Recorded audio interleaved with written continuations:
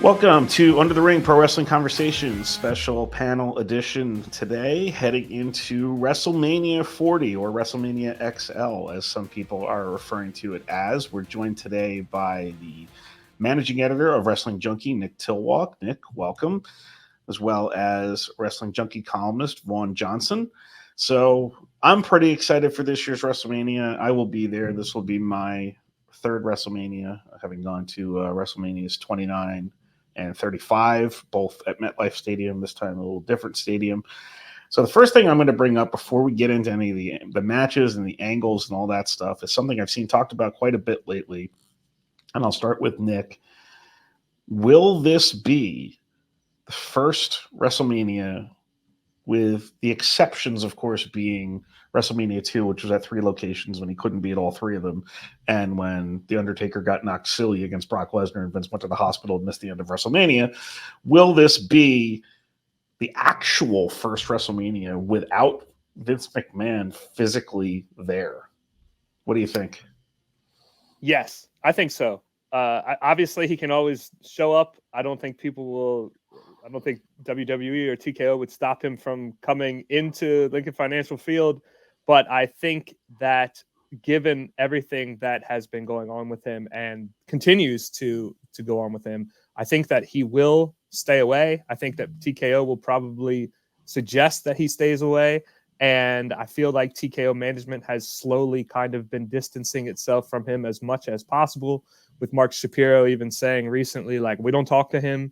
He owns part of the company, but we don't talk to him. So I think, yes, this will be the first Vince-free WrestleMania. I kind of wonder if he tries to show up anyway. He does own a portion of the company. I don't know what exactly the percentage is right now. I know it was 11 before he sold off the recent stocks that he sold off. I mentioned before we started recording how wild it would be if Vince McMahon's face was at the security checkpoint at Lincoln Financial Stadium of somebody, needing to stop him from going in. It's the guy that literally has been running the company for the last 4 decades.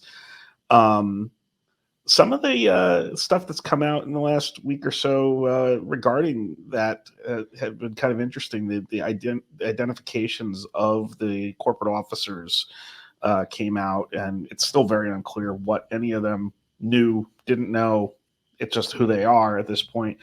Vaughn, do you see anything getting worse between now and WrestleMania with this?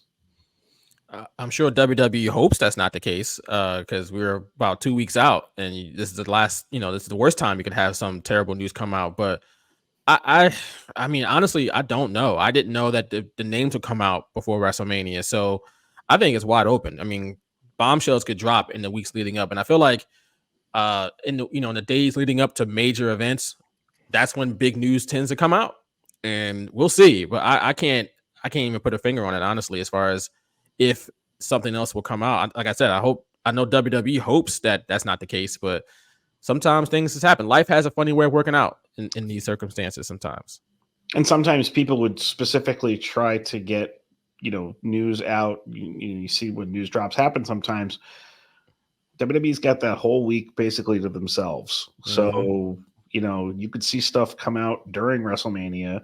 And I mean, WWE even took advantage of that themselves last year by the Monday morning after WrestleMania ended, coming out with actually the TKO announcement, which will be a year now for the Monday after WrestleMania. So, Nick, getting to the actual show itself, what excites you about this year's WrestleMania?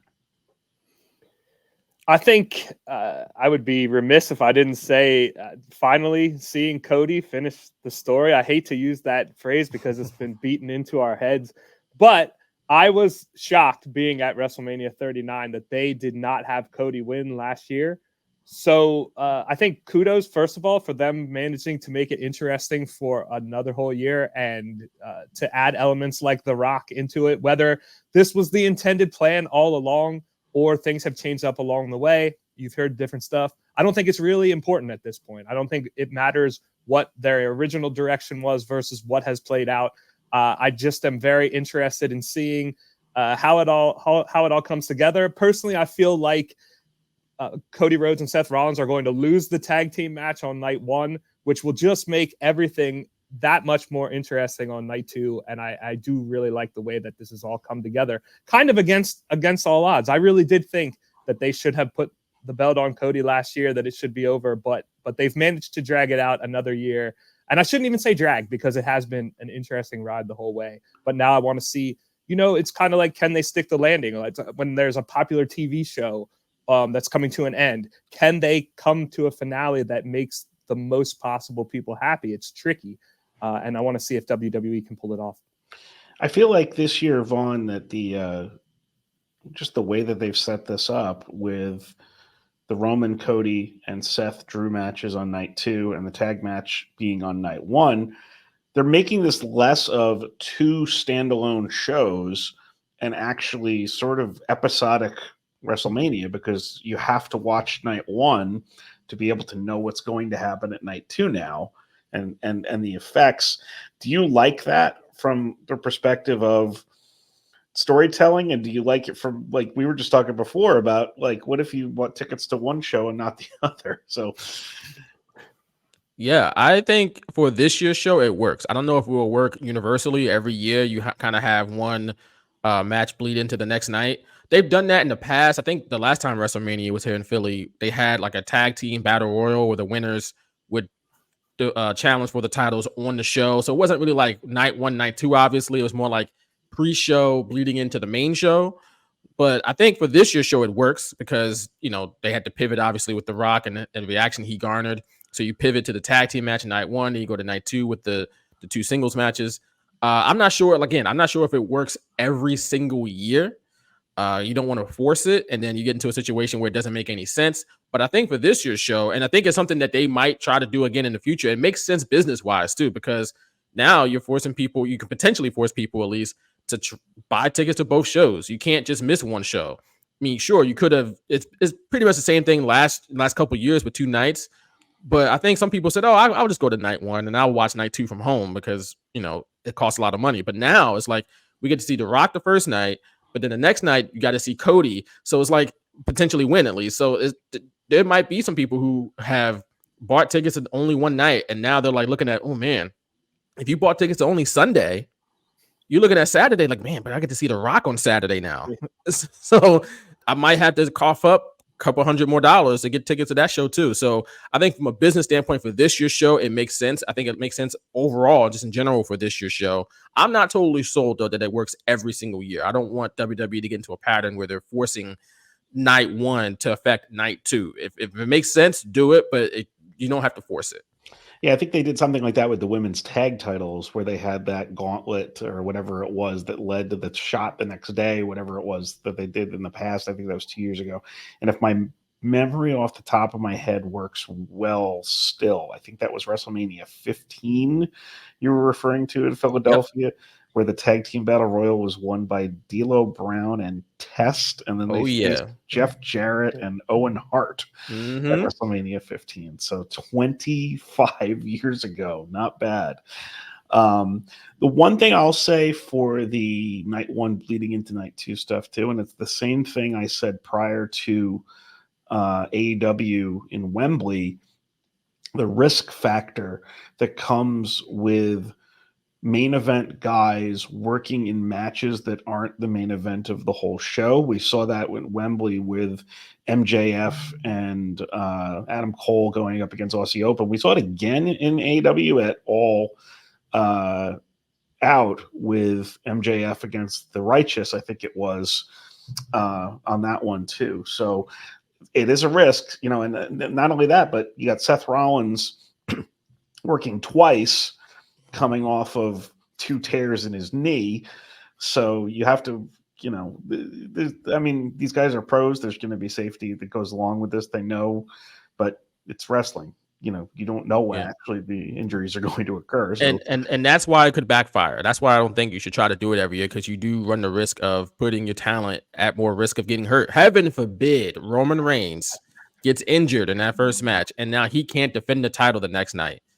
And you've built up all this story. You've told the story for 3 years now. Yeah. And the moment he's supposed to lose this title and pass that torch on to Cody Rhodes, he is too injured. Now, Again, knock on wood that doesn't happen, but that's, like you said, that's a possibility. That's the risk you take. But I think, like you said, they could do it safely. The Rock is involved, so you'd imagine he's not going to take too many risks. But everybody else in the match is working twice, so he's the only one not working twice. So yeah, you can not to take that many risks with The Rock, but it doesn't matter. He won't have another match till next year probably. You got to worry about Cody and Roman and Seth still being on the road after this too. And I was at The Rock's last actual match, I think, which would have been WrestleMania 29 when he faced John Cena in the main event at MetLife Stadium. And I think he did have that one match against Eric Rowan, though, at WrestleMania 32. That's why I said real match. Yeah, that's why I said real match. But The Rock tore like every muscle in his body wrestling John Cena and totally delayed the filming of Hercules, if I remember correctly, from working that one match. And that's actually the reason he hasn't wrestled for the last 11 years, because insurance-wise, they could never make it work. So now whatever has changed, he's back. Nikki, you surprised to see him? Are they saving him and Roman for another destination this year, or are they going to hold that to 41? Yeah, I think they have kind of the advantage of the goodwill of the fans, if you will. I think that they're just so hot right now that they are not pigeonholed into any one thing when it comes to something like that. Definitely, there's been reporting out there that from credible sources that says, oh, they might have it on one of the Saudi shows. I could definitely see that happening, but I could also just as easily see them holding it for WrestleMania 41. I mean, they have shown the willingness to plan stuff out, not just with Cody and Roman this year, but in the past, a whole year in advance. And I think they feel confident that they can make the story last that long if they need to. Nick, who wins at WrestleMania, Cody Rhodes or Roman Reigns? It has to be Cody. It doesn't have to be. I know it doesn't. I would. I'm not in the habit of wagering on professional wrestling matches since people know the outcome somewhere. But I would feel strongly that Cody is going to win this year. I would be even more surprised this year if he loses than I was last year. I actually thought it was a good move last year, and so I'll be vindicated this year if he wins. Vaughn, who do you think's winning, Cody or Roman? I agree with Nick. It has to be Cody. You don't change the direction that they did. You moved literally heaven and earth, pretty much. Not literally. That's ridiculous. But you moved heaven and earth. Thanks, Gorilla. But you moved a lot of things around, including The Rock. The Rock thought he was getting a main event match on night 2. He's not. He's getting a main event match on night 1 and a tag team match, no less. Like I said, we don't know if the original plans changed. Obviously, they may have had this in mind the whole time, but it doesn't seem like it. And so when you move all these things around, the result has to be what the fans wanted all along, which was Cody winning this match. They don't want to just see him in the match. They want to see him win the match. Yeah. It'd be one thing if you're going to have him lose anyway, you might as well not even put him in the match, because then you might start a riot in Philly, which is you really want to send the fans home unhappy in Philadelphia. Like, I don't think so. I don't think so. Well, they've done that with Roman Reigns once before, if I remember right, with the Royal Rumble. So that's true, and it was bad. I was in the building that night. It didn't sound good. Both him and The Rock got booed together, and it could happen again Saturday night. I didn't think of that. So Philly is really part of their backstory too. They haven't touched that one yet either, but that they were together that night. And also for anybody who's a newer fan, I'm referring to Gorilla Monsoon's old sayings isn't necessarily something everyone's going to know off the top of their head. The Gorilla used to intentionally misuse the word literally all the time. They're literally hanging from the rafters. That was one of my favorites from him. But I think it's got to be Cody too. But knowing also how close they are to the Hogan number for Roman gives me pause of, do we want this guy to be like the generational guy, like getting to that point? And knowing, you mentioned the Saudi shows, they've got Backlash in France. They've got the Cleveland Browns Stadium hosting SummerSlam. They've got Money in the Bank in Toronto. They've got the what's the other one they have around the same time as Wembley? I'm trying to remember. The Bash in Berlin later this year too. So there's more of those stadium type and unique destinations that they're going to need lots of interesting main events for, that they're not totally clear yet too. So while it's easy for me to say, Cody, because how else are you ending WrestleMania? Like, until it actually happens, I'm not assuming anything. So, some of the other matches on the card, it's not totally, not everything is totally drawn out yet as of us recording this, the Thursday before the Monday when this launches. What do you think of the women's title matches, Nick, and the way that those ended up landing with Becky taking on Rhea Ripley and Bayley taking on Io Sky? Yeah, I like what WWE has done to set up both of those. I think of the two, the stronger story is, of course, Bayley versus Io, and the kind of disintegration of the group that she created in Damage Control, kind of giving Bayley the boot, her turning face and going against Io. I think that story is very strong. I think Becky versus Rhea is obviously a very popular matchup. I'm not sure that the narrative is quite as strong, but I think that Becky and Rhea are both so over, and they'll find ways, I think, even down the stretch, to kind of make this compelling to people who, even if they don't watch every week. I think they're both talented enough to do that. The one person I feel like is kind of conspicuous by her absence from this whole picture is Bianca Belair. I really feel like they need to have something interesting for Bianca to do, and it kind of surprises me that she's on the outside a little bit here. Yeah, I was going to bring that up next for Vaughn. You know, the rest of the directions for all of the women in WWE right now are not as clear as some of the men's directions. My thought for Bianca would be Bianca versus the debuting Jade Cargill, if we can get there somehow, because I think that would be a match that a lot of people would be interested in. Might be too soon to do that also. There's tons of other people that we don't know what the tag division's doing yet with the Kabuki Warriors. We don't know what people like Liv Morgan, Nia Jax, Raquel Rodriguez. There's all sorts of people without a solid direction. Is there any one match that you could see of the women who are not currently booked that makes the most sense to you? Man, you would think that it would involve Nia Jax or Liv Morgan, since they're heavily involved in the Becky Lynch angle right now, with not really with Ripley, but with Becky Lynch, at least on her side of things.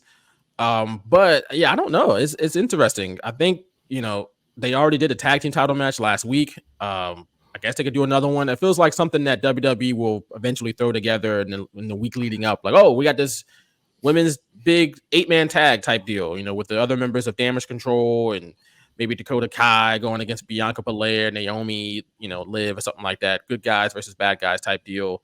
But yeah, it is interesting to see that, like, they have 2 women's matches on the card. I think they're 2 big matches, and like, I agree that the story with the Bayley Io Sky match is probably the better story. But Becky Lynch and Rhea Ripley is a big match. It's the big names, and is probably one of the most marquee matches they can do in the women's division at the moment. So you got 2 big matches on the top of the card, but not much depth outside of that. And there's a lot of women that, like you said, Bianca Belair, not in a familiar position for her. Naomi just came back. Ain't got much going on with her right now, unless you count the stuff with Damage Control and them talking about Damage Control last week on SmackDown. But that doesn't feel like something that's going to play itself out before WrestleMania. That feels like something that might happen after WrestleMania. So we'll see. It is an interesting thing that there isn't a lot more going on with the women's division, at least from a depth standpoint. 2 big matches, but not much else. And maybe you'd see Naomi and Jade go against the Kabuki Warriors for the tag titles. Another person on the outside looking in right now is Tiffany Stratton, who's been pretty hot lately. And I could see her in there with somebody like a Natalya, maybe getting a singles match at a WrestleMania for once. Veteran versus newbie type stuff, some sort of disrespect sort of thing. Do you think they need those? These kind of drove me nuts because I liked them, but I didn't at the same time. Those destination battle royals that they have every single year, either the Andre the Giant battle royal on the men's side or the other one on the women's side that they took the name away from when they realized that the Fabulous Moolah might not have been the best person that they could be naming that after. But those didn't do anything much for me. Even the winners of those never really went anywhere for what the importance of it would be. What did you think? Are you okay with those, like, kind of going away, Vaughn? I mean, it's a nice thing for the wrestlers to get on the card. It's a nice way to get a bunch of wrestlers on the card. I'm sure they appreciate, being on WrestleMania in a match like this. Just to be on the card is special for them. And I think under the old creative regime, yeah, I agree with you. They didn't do anything with these wrestlers, even the winners. They didn't do much with.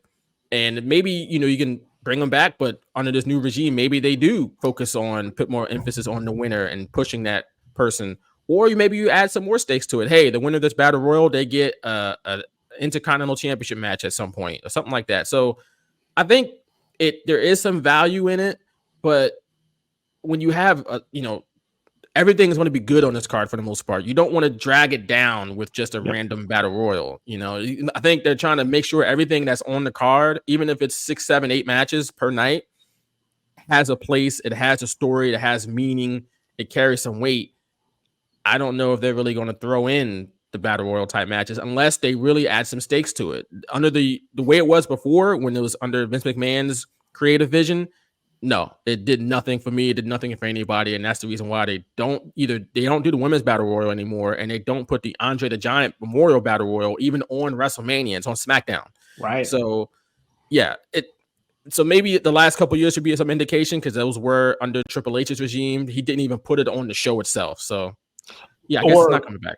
Yeah, or if we look back at SummerSlam, the reason for the Battle Royal happening was the partnership, the sponsorship with Slim Jim, where they did the Battle Royal I think that was on the main show of SummerSlam. I believe so, which could happen again. I can definitely see that happening again. And they've said that they want to do more of those types of activations in the future with sponsored matches. And the only reason why this match exists is for the sponsorship, which, I mean, for a match of little magnitude with a bunch of wrestlers, it's a good excuse to get them on a card. All right, we're here. Exactly. Hopefully Snickers or Slim Jim is happy with the match. They got their logo plastered all over the place, and the wrestlers get a chance to be on WrestleMania. So when you bring up that point, I guess that could happen. For the money, obviously, but it could happen. So Nick, Gunther's match reported originally, before all the things went down with Vince McMahon, was scheduled to be against Brock Lesnar. Actually, a match that I discussed with him on this show not too long ago. That was I believe he referred to Brock Lesnar as his personal end boss. Yeah. But that's not going to happen now because of various things. You can read about them in lawsuits.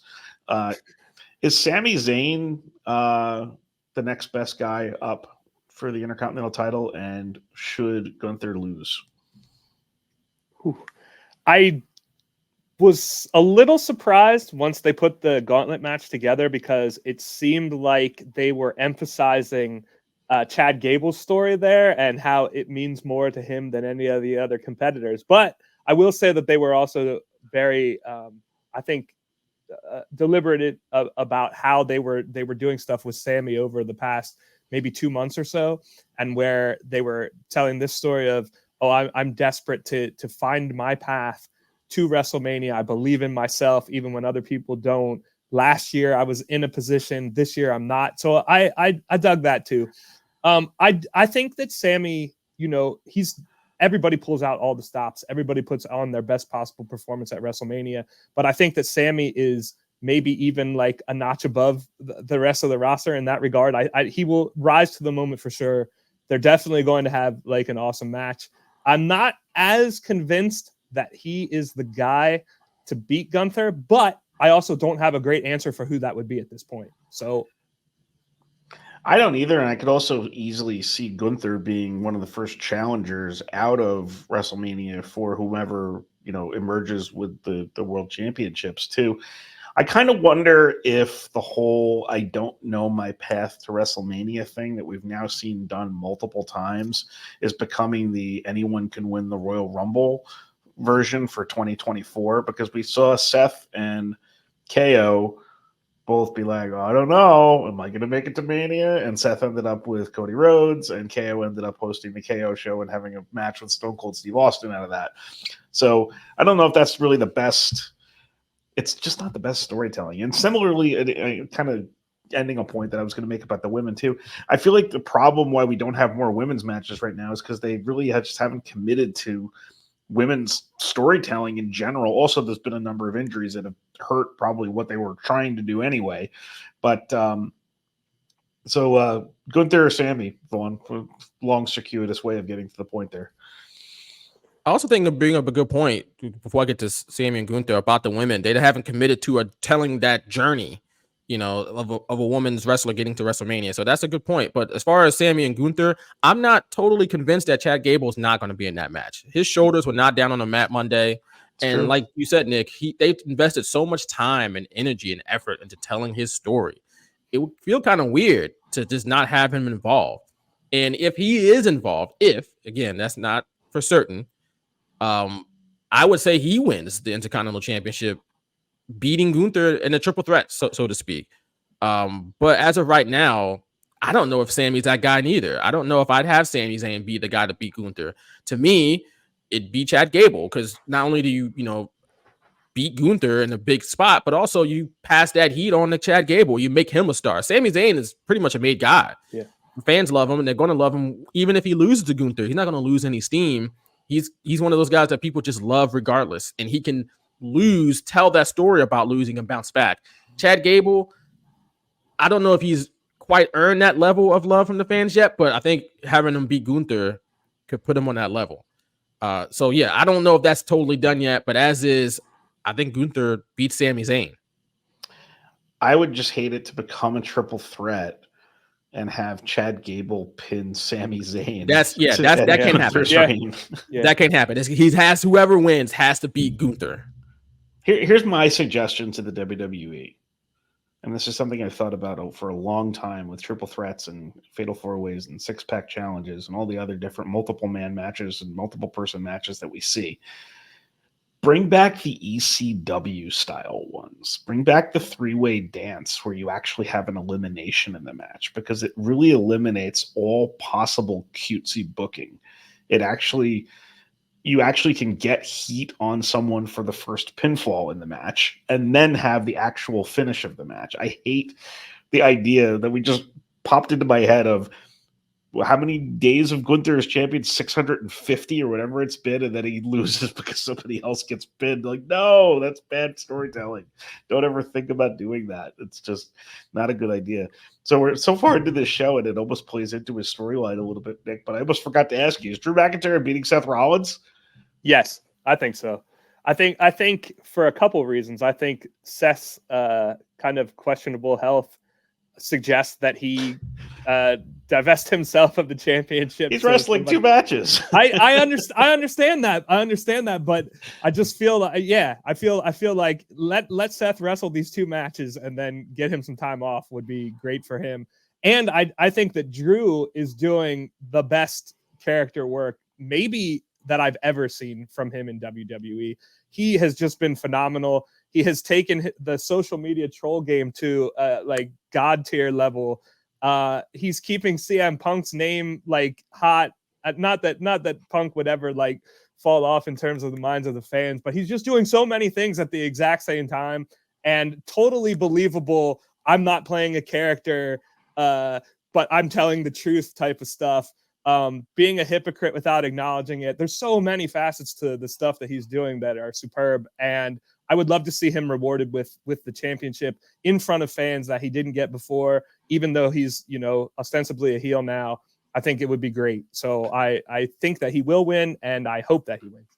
One little touch that he's added to this whole thing. First of all, what he's taking here is the Bret Hart turn master class, because he's doing Bret Hart's turn from like WrestleMania 13, basically. But if you notice when he walks down the aisle, he still slaps a few hands. So he's leaving the doubt in your mind, like, oh, wait, is he a heel or is he not supposed to be a heel here? And I kind of love that. It's like Diesel back in with 96. You got a black glove, you get the love. If you don't got a black glove, then I ain't got no love for you. If you got a kilt, he got love for you. If you got a sword, he gonna dap you up. If you ain't got a sword or a kilt, he ain't got no love for you. Todd Pettengill once sang, if you want Diesel to respect you, buy a black glove at the mall at the Slammy Awards, if you remember that one. But I have tons of these. I'm better at WrestleMania like ancient history than I am at WrestleMania current history, I think. But Also on the men's side, we got a couple of possibilities. I'm not sure anything is even announced yet. We have that 6-way tag team ladder deal that they're doing with Damian Priest and Finn Balor, and whoever ends up qualifying out of all of that. Logan Paul, I'm assuming KO. I mean, right? That seems like the direction. I mean, I thought it was going to be LA Knight, but it looks like he's going to be doing something with AJ Styles. So I don't know. He'll be on Orton Randy Orton for Yeah. Logan Paul. I think it seems like the direction they've leaned into these past couple weeks. Could you also go triple threat KO Orton Logan there? I wouldn't probably mind that to add more generals into that match to help Logan Paul out a little bit. I like that. I like that, and KO needs something as well. So yeah, I dig it. What about I would think that a multiple person, this is another one where the women might play into it too. Some sort of multiple person matchup between the LWO and Legado del Fantasma seems pretty likely. I don't know if you want to split off Zelina and Elektra, or if you want them to just sort of be part of the match, or the people at ringside during the match. How many members do we have there? Let's see. We have Ray, we have Carlito, we have Wild, and we have Escobar. Wild and Del Toro. Yeah. Then you also sort of got Dragon Lee on the fringe, but then Legado just has Escobar, Humberto, Angel, Angel Garza, yeah. So they would need like one more member or a defector to even that out a little bit. Like you'd need Dragon Lee to go to the other side, or somebody to go to the other side. But yeah, I don't know how you finesse this one. I'm interested to see how they split the matches up between each night and how many they put on each night and the timing of the shows, because we don't have we're not back in the day where we had 8-hour WrestleMania. So I would say I think they're about 4 hours a piece now. How much time they give to each match and which match goes where. And as far as they haven't even announced this yet, but if they do this, like what night does this go on, and how does this all play out? I'm really interested in seeing the formatting of the show. They've announced some matches that's going to be night 1, night 2, but they haven't done a lot of that. Like even the Gunther Sami Zayn match, I don't think has been announced for a night. No, I don't think Becky Lynch, Rhea Ripley has been announced for a specific night. I think they only have announced tag team match night 1, world title matches night 2. So I think that's all we know. We'll see how it plays out after that, though. I would think the 2 women's title matches would probably be night 1. If the 2 men's title matches are both night 2, that would seem a little bit like symmetrical, even with the Rumble win and the Chamber win as kind of the thing there too. Nick, what were you about to say? I'm sorry. I just can't wait to see how many matches end up being promoted as co-main events. Oh, come on. I think it's silly as heck for WWE to do that. There can only be one main event. But I think if the women's matches both end up on night 1, they're going to promote both of those as co-main events and the tag team match as main event. So that could triple be main event. We're going to end up with like half the card on night 1 as co-main events, which is just absolutely ridiculous. You know what I would do match order at that point though on night 1 is I would lead off WrestleMania with Roman and Rock versus Cody and Seth. Yeah. That way that you've got as much time as you can to get them healthy and fine for the next day. And I think I said this a few months ago when we talked about this, but I would go Bayley and Io as the last match of WrestleMania. You could then say you have the first Japanese person ever main eventing WrestleMania. Man, I agree with you on the opener because, like you said, it gives them as much recovery time as possible. It'd be odd to see The Rock come out in the opening match as opposed to him being he'd be come out in the opening match of night 1, which when he was originally supposedly slated for the last match of night 2. That'd be the complete opposite. But regarding the women, I feel like if they put one of those 2 matches at the end of the show, I felt like their move would be Becky versus Rhea Ripley. I know Bayley and Io Sky is a better story, and it'd be a more historic moment. 2 women of color being in the main event again. Oh wow! But I just from a namesake standpoint, you got Becky Lynch, you got Rhea Ripley. To me, that's the main event between those 2 matches. One of the other things I feel like they're doing, because the Bloodline was so successful, because the Judgment Day to an extent has been really successful, and because Damage Control has been pretty successful, is there's so many of these groups now, and I didn't really realize it until I look back at my notes and I see LWO written down. I see Legado del Fantasma written down. I'm realizing like, oh yeah, what about the I I forgot the name of Gary Gross's group already. Oh, man. the The Last Final Testament? The Final Testament and Final Bobby Testament. Lashley and the Street Profits sort of a match. So there's all of these groups that are popping up now. And then the other interesting thing too with the Mania card and who's missing and who's off of it and stuff, there's still a whole bunch of people who are called up who are still going back and forth to NXT. Like I was thinking about Braun Breaker, who's now debuting on SmackDown, but he's in the middle of he went back to NXT and he's teaming with Baron Corbin, and they're the champions because they won the Dusty Cup and the titles. So they're defending on Stand and Deliver on Saturday morning now. So yeah, it's early Saturday. Yeah, so I don't know. I feel like there's other opportunity because also like LWO is in the tournament for the tag thing on NXT also. So are they not in the, I don't know. There's so many different directions you can go in with it, but like you said, they're probably trying to get as many people on the card as they can. They're trying to get as much exposure for, but for me, WrestleMania is the card, and you don't have to try to squeeze everyone on it. Not everyone deserves a WrestleMania spot. I feel you on that. If WrestleMania is the Super Bowl, not everybody gets to go to the Super Bowl. Like there's only 2 teams in the Super Bowl. The other 30 teams sit home or sitting home. But this isn't real sports, right? This is still make believe. So you can control what happens, right? So I don't mind when WWE is of the mindset of like, all right, let's get everybody on the card. Let's get everybody a WrestleMania, not only a moment, but at least some shine at WrestleMania.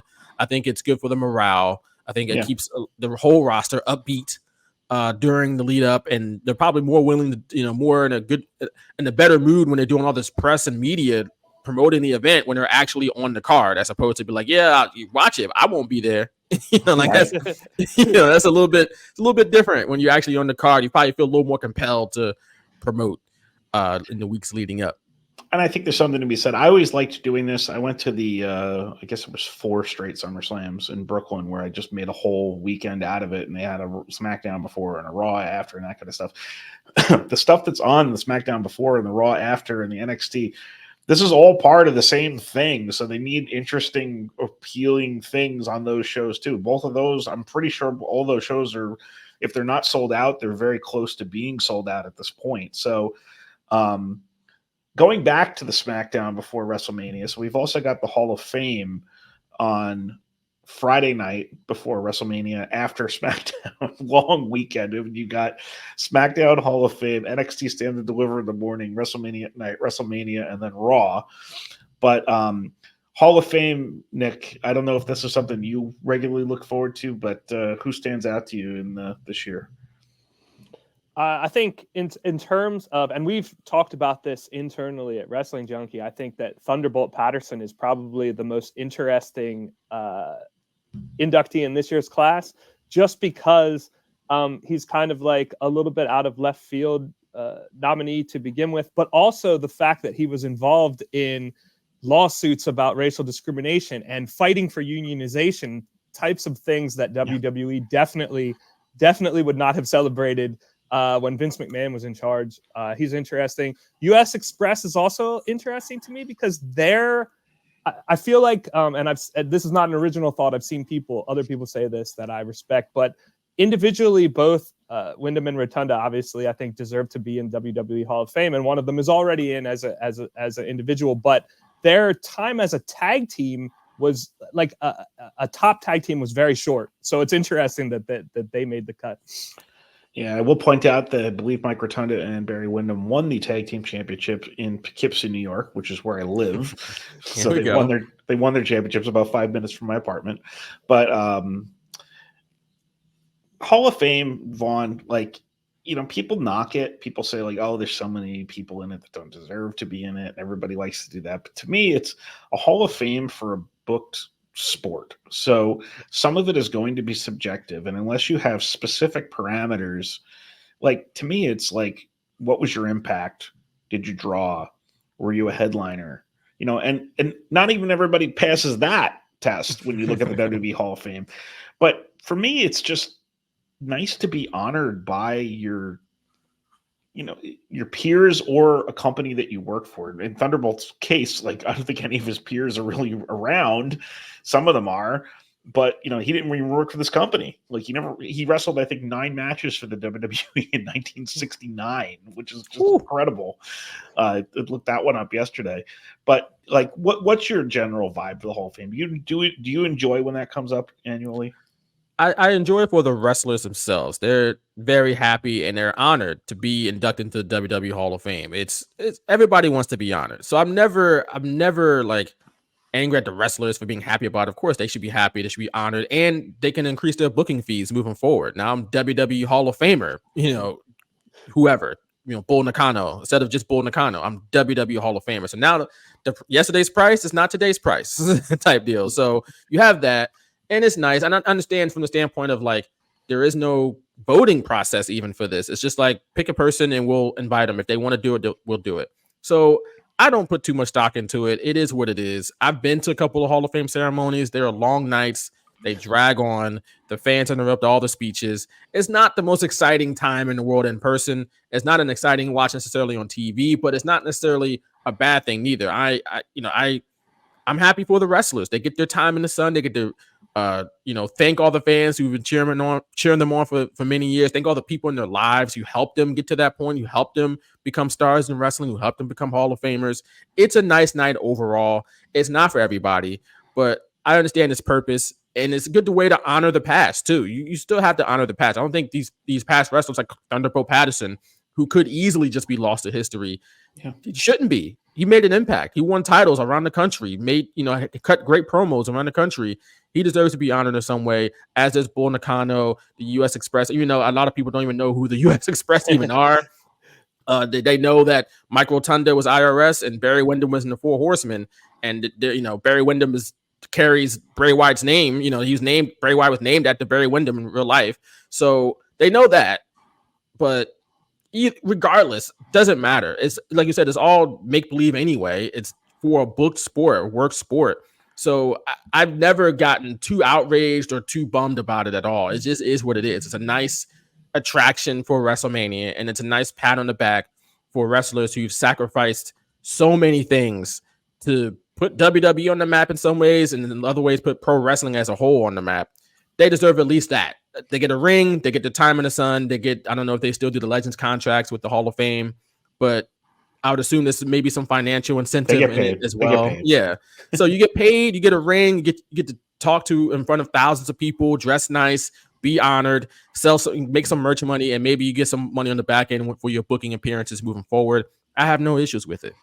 What I like, and lately it's come up in some AEW circles where people have complained at times about people who they didn't know appearing on AEW TV. And a lot of the AEW reaction to that is like, well, look them up. It's 2024. You can just look who this person is up on Google. Doesn't take that long. And for me, the WWE side of that is, I like that the Hall of Fame exists because, like, when names like Thunderbolt Patterson or even some of the legacy wing inductees that they've done in the last several years, like, let's educate people a little bit about how we got here. You've got this huge, expansive library of content. It's very easy to forget the past, but there's some really cool things you can learn from it. There's some really cool characters you can learn from. And just kind of knowing where wrestling's been kind of educates you on where it is now.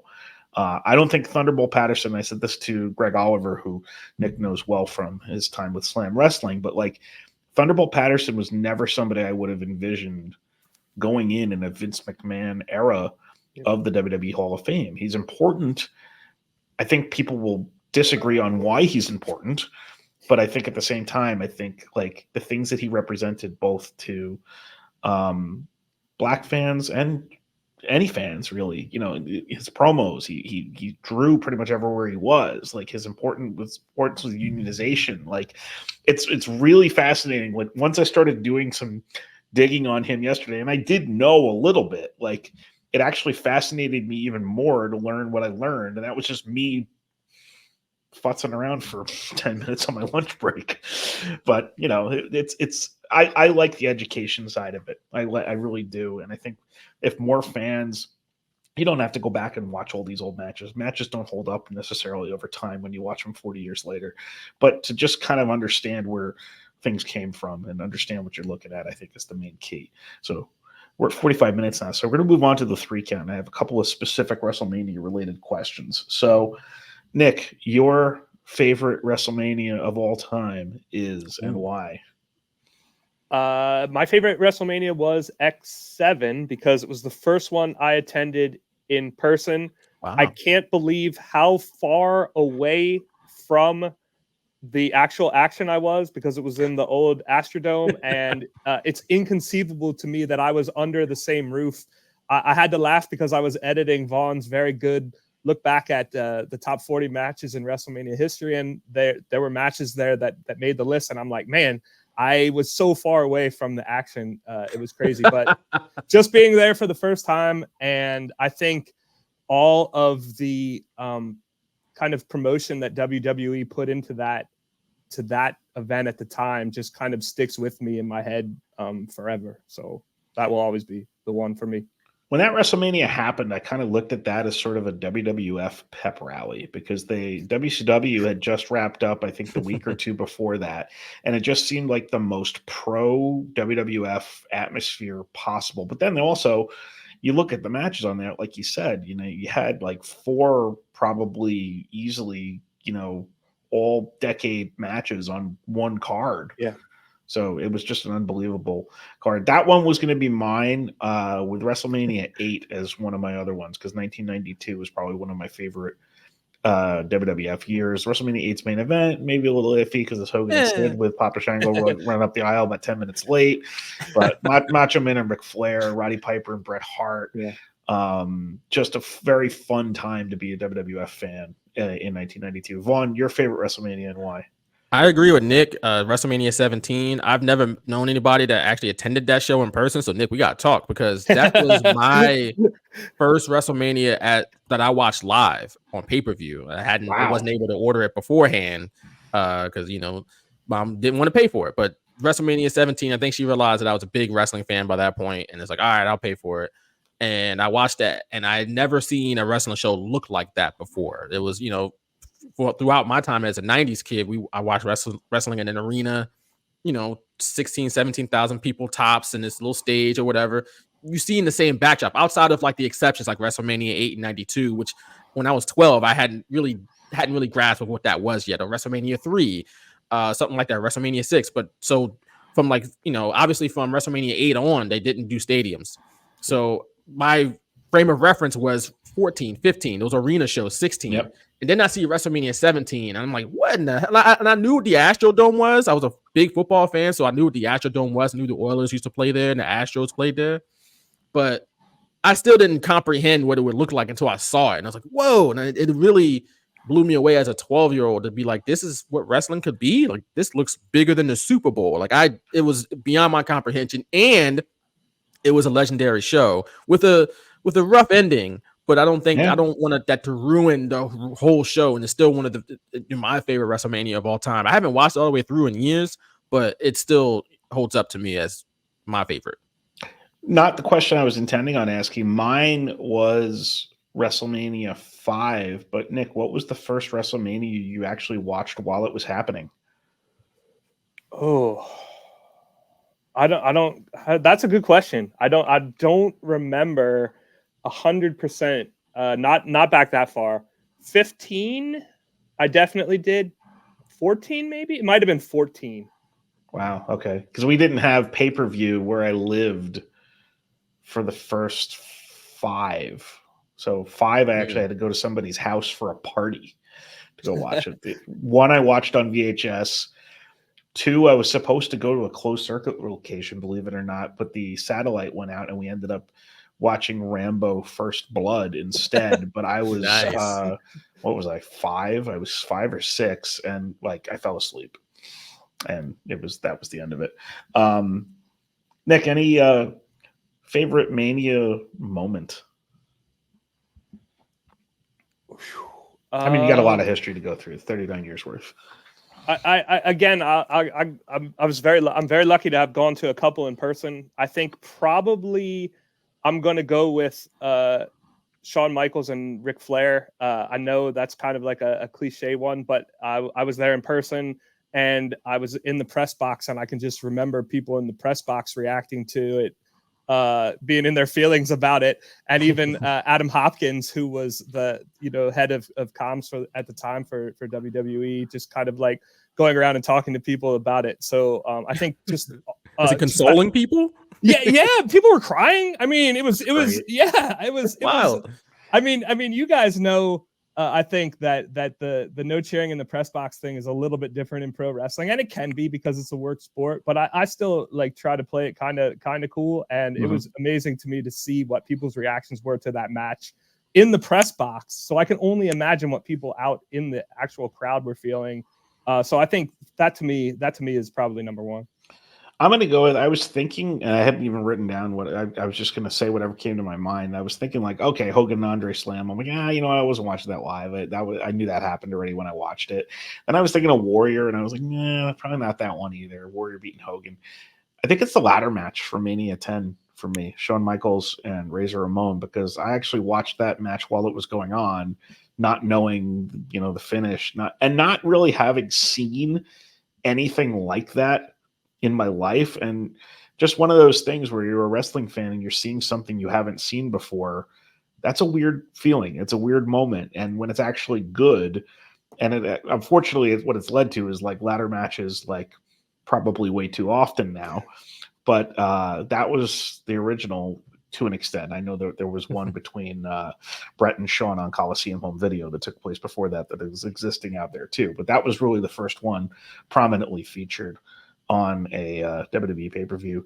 Favorite moment Mania-wise for you, Vaughn? WrestleMania 10 had a good moment with Brett won the title and Owens in the IOA looking up at him. I can't believe he won again. But I actually have a tie for two of my favorite moments. One, I was actually in the building for. That would be when Daniel Bryan won the title at WrestleMania 30.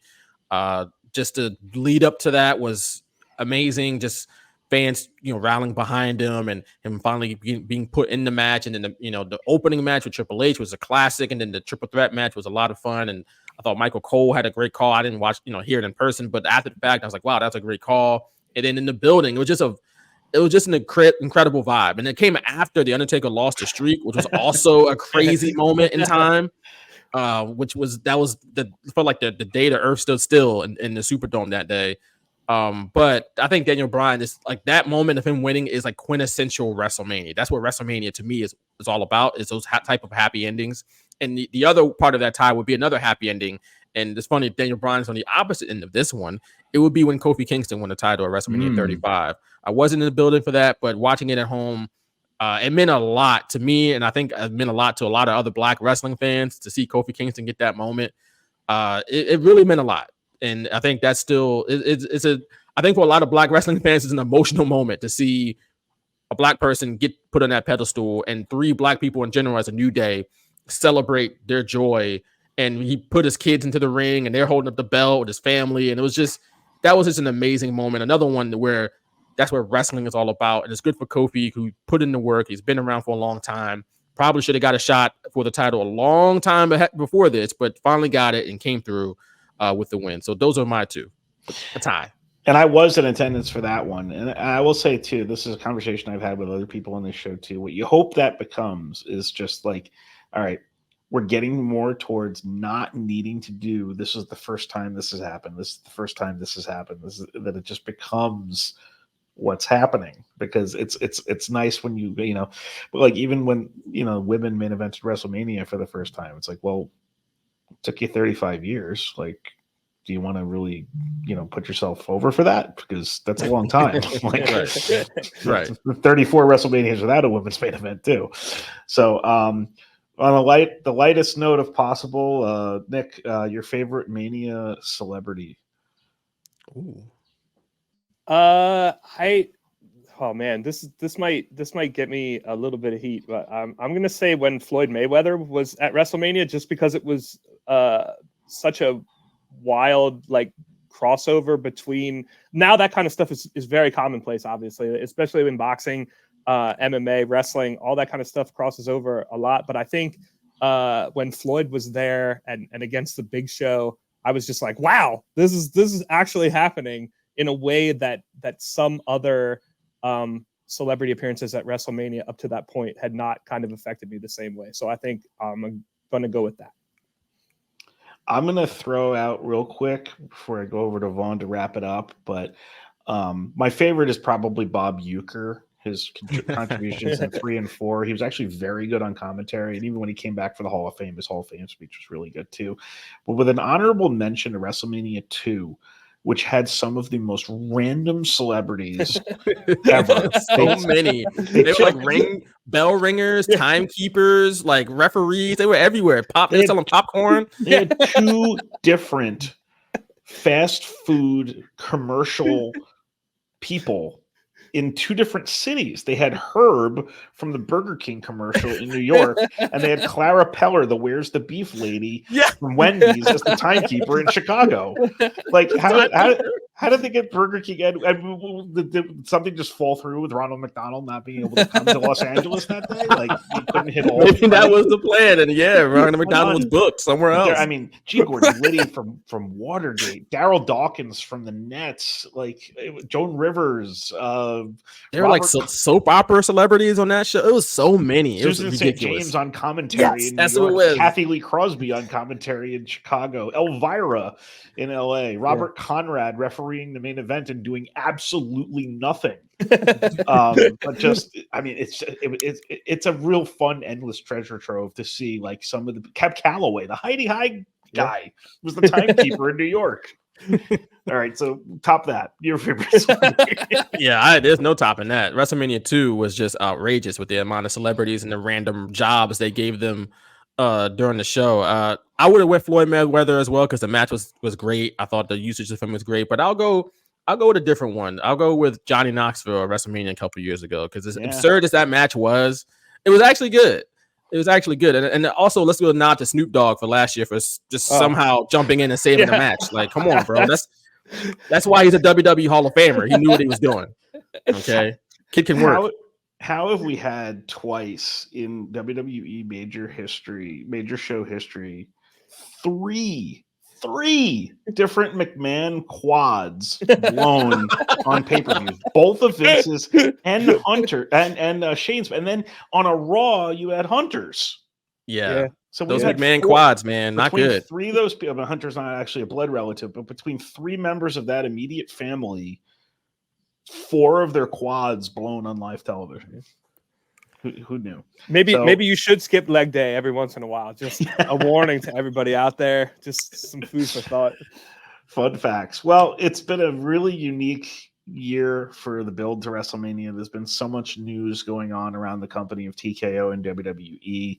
We can't really predict that, but we can do our best to predict what's going to happen with the card and the show and what's going on, while still taking a serious look at, what's going on in the news regarding Vince McMahon and all the misconduct things against him. And we'll always keep our eyes on that too. But it is WrestleMania season, so we can relive some of the fun that we've had enjoying the product over the years while still, taking ourselves seriously news-wise too. So Nick Tylwalk, Vaughn Johnson, very fun to do this once again. Look forward to many more of these in the future, and happy WrestleMania. Same to you. Thank you. All right. Thank you.